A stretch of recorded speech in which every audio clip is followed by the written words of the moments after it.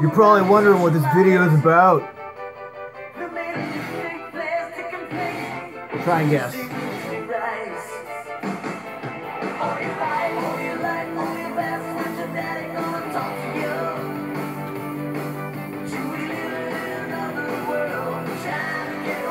Oh, this video is about working out a little bit. Let me turn this down, even though it's amazing. She's a little runaway. So, some of you are probably like, hey, I work out, or maybe I don't work out at all. The point is, are you connecting to your body while you're working out, or are you just living in your head? So, this video is going to be a bit about what it's like to connect our bodies to our minds. Maybe if you're someone who's recovering from a traumatic event, whether it's physical or psychological. I'm going to be talking primarily about psychological trauma and how it impacts our ability to be in our bodies, but that can accompany a traumatic event that affects your body physiologically. So, if this is something that interests you, stay tuned, otherwise you know the drill. Go away!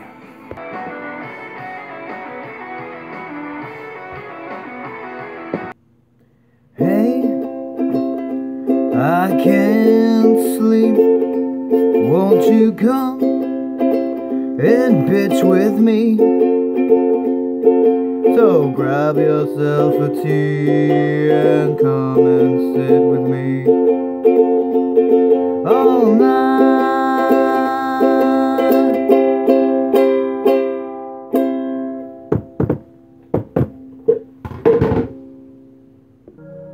Hello, fellow insomniacs, and welcome to another haphazard hot mess of an episode of Hey, I Can't Sleep with me, Jordan James,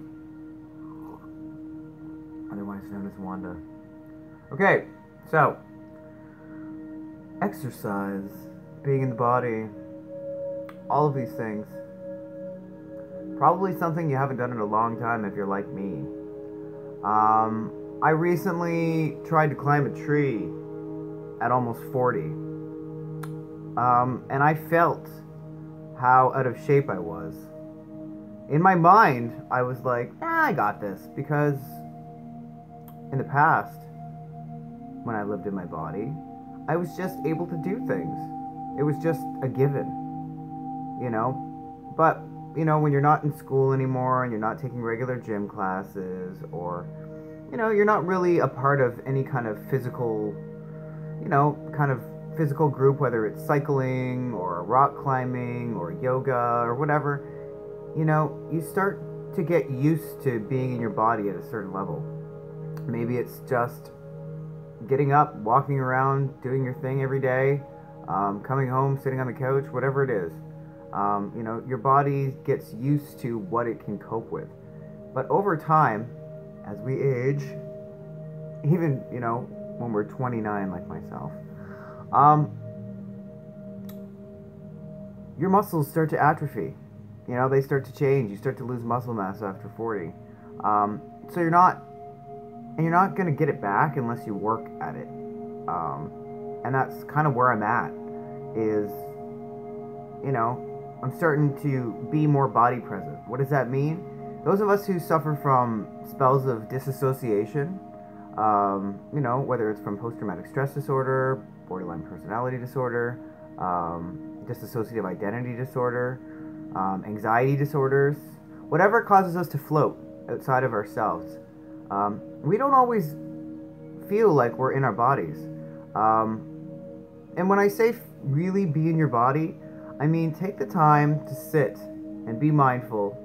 Even if it start with 2 minutes. Set a timer on your phone, and for 2 minutes, just put your phone down and sit. And just experience whatever you're experiencing without judgment. And start from your feet to the top of your head. Does anything hurt? Is anything standing out? Or how do you feel? Are you tired? Are you restless? You know, but try to keep it focused on your body. Feel the weight of sitting in the chair. Feel the sensation of both feet pressed against the floor. And even walk around and try to just absorb one foot in front of the other. What does that feel like on your knees? What does it feel like on your hips, all the way up to the shoulders, to your neck, to the top of your head? Are you living in your body?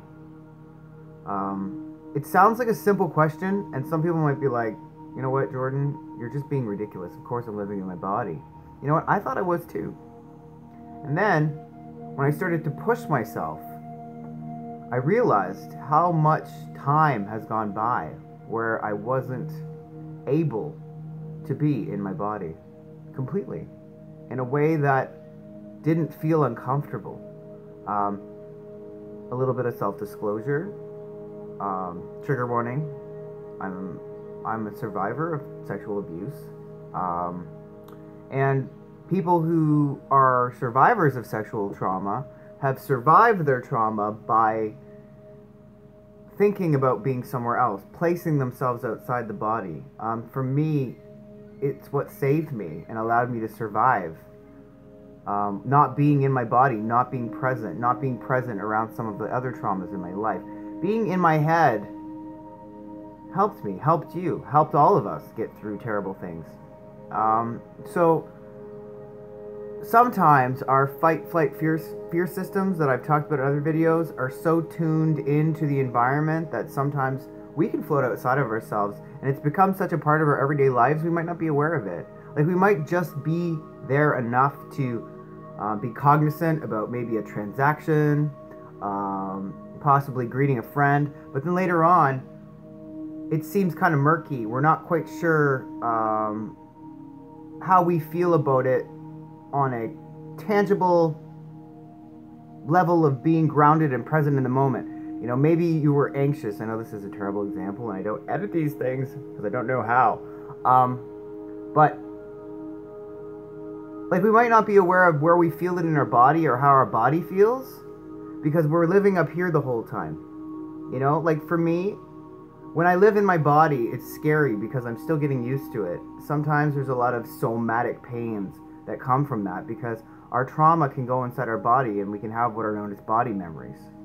So for some of us, living in our bodies is pretty scary. Like for me, it can be that way because as I move ahead in treatment and I experience mindfulness and I experience being body present, I have flashbacks that are known as body memories.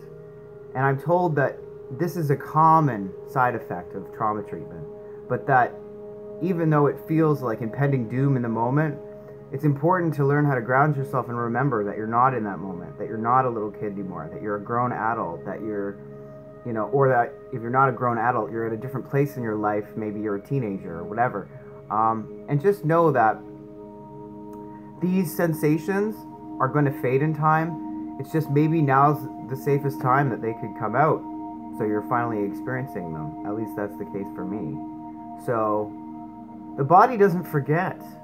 It holds that pain, it holds that trauma, and we carry it with us into our lives, into our physical selves. And if we don't have an exercise program of some kind, and I don't mean like we've got to go to the gym. I mean, I just started filling up some water bottles. I'll show you my fancy weights. Hold on.